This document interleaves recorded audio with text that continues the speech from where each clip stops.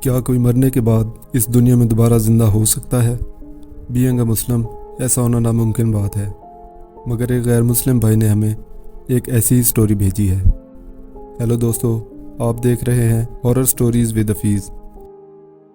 Satesh Kumar district Moga Punjab India से लिखते हैं कि मोगा में एक इंटेलेक्चुअल फैमिली थी जिनके यहाँ एक बच्चा पैदा हुआ। घर वालों ने इसका नाम अंश रखा। अंश के 3 साल का होने पर घर वालों ने इसे एक अच्छे स्कूल में एडमिशन लेकर दिया।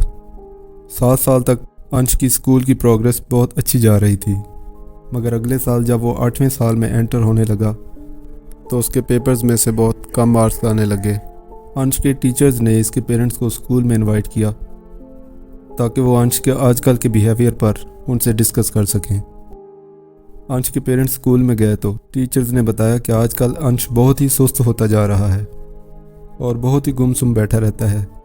पढ़ाई में भी इसका दिल नहीं लगता और कभी कभी सर पकड़ कर बैठा होता है कि मेरे सर में बहुत दर्द है। अंश के पेरेंट्स ने भी टीचर की बात से एग्री किया और कहा कि ये बच्चा आजकल घर में भी बिल्कुल ऐसा ही कर रहा है, अच्छे तरीके से होमवर्क भी नहीं करता और सर पकड़ कर बैठा होता है। हमने इस शहर के एक अच्छे से डॉक्टर की अपॉइंटमेंट ली हुई है और कल हम इसके चेकअप के लिए डॉक्टर साहब के पास जाएंगे। डॉक्टर साहब के पास गए तो उन्होंने बताया कि ख़तरे की कोई बात नहीं है, बच्चे पर पढ़ाई का बर्डन है। आजकल के सिलेबस बहुत ज़्यादा हो चुके हैं, मगर इसके मुकाबले में बच्चों की ब्रेन मेमोरी बहुत ही कम होती है, तो कभी कभी बच्चों की ये हालत हो जाती है। डॉक्टर साहब ने कुछ दवाएं प्रिस्क्राइब की और 1 हफ़्ता स्कूल से ड्रॉप करने का कहा। टीचर से काउंसलिंग के बाद पेरेंट्स ने अंश को स्कूल से 1 हफ़्ते के लिए ड्रॉप किया। अब अंश में थोड़ी सी बेहतरी तो आ गई, मगर बिल्कुल ठीक वो अभी भी नहीं हुआ। दोबारा स्कूल जाने के बाद अंश की हालत पहले से ज़्यादा ख़राब होने लगी। अब डॉक्टर साहब ने कहा कि सॉरी टू से अंश को 1 साल के लिए स्कूल से ड्रॉप करना पड़ेगा। अब अंश के पेरेंट्स के लिए फर्स्ट प्रायोरिटी अंश की सेहत ही थी, तो उन्होंने टीचर से काउंसलिंग के बाद अंश को स्कूल से 1 साल के लिए ड्रॉप कर दिया। अंश घर में भी सुकून महसूस नहीं कर रहा था, दिन ब दिन उसकी हालत बिगड़ती जा रही थी।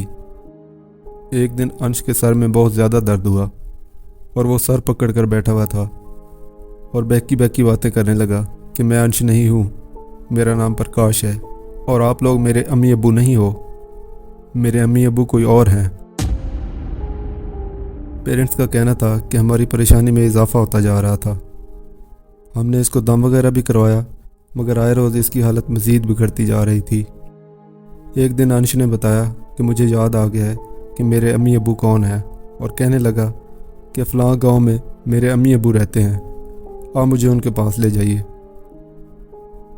अंश के अब्बू का कहना था कि मैंने वो गांव चेक करने के लिए गूगल किया तो वो गांव हमसे 60 किलोमीटर दूर था। मैं और मेरी बीवी अंश को साथ लिए उस गांव की तरफ निकल पड़े। आज अंश बहुत ही एक्साइटेड लग रहा था। इतना लंबा सफ़र तय करके हम उस गांव के करीब पहुंचे।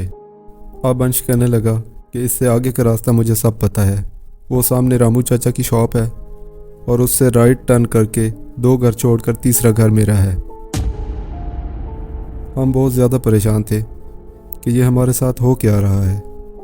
खैर, हम अंश के बताए हुए रास्ते पर चलते चलते उस दुकान के पास रुके तो अंश गाड़ी से उतरकर दुकान वाले के पास गया और उससे हाथ मिलाया और कहने लगा, रामू चाचा, अब तो आपकी दुकान भी बहुत बड़ी हो गई है और आपकी दाढ़ी भी सफ़ेद हो गई है। दुकान वाला कहने लगा, बेटा आप कौन हो, मैंने तुम्हें पहचाना नहीं। अंश ने जवाब दिया, रामू चाचा, मैं प्रकाश, संतोष कुमार का बेटा, आपसे चॉकलेट लेने आया करता था। दुकानदार बोला, बेटा संतोष कुमार के बेटे को तो 5 साल की उम्र में ही किसी ने कत्ल कर दिया था, मगर तुम प्रकाश कैसे हो सकते हो? अंश ने कहा, रामू चाचा, मैं ही हूँ वो प्रकाश।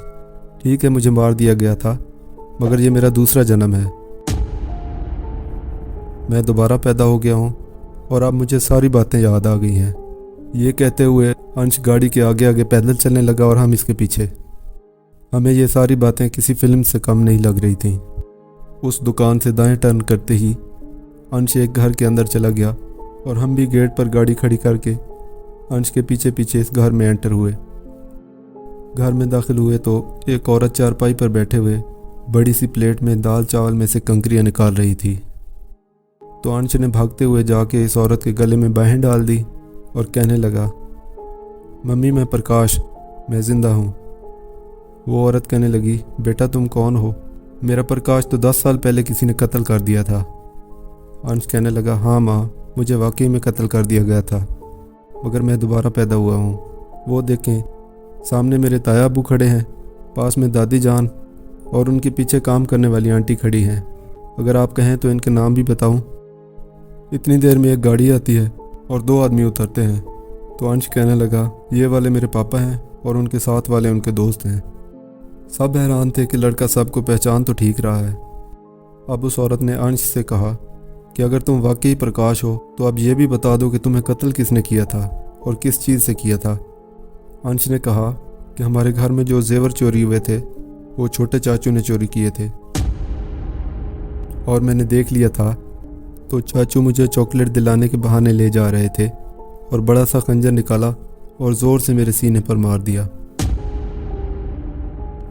वो औरत रोने लगी और उसने संदूक से वो खंजर निकाला जो कि एक कपड़े में लिपटा हुआ था और उस पर खून के खुश्क हुए निशान अभी भी वाज़े थे।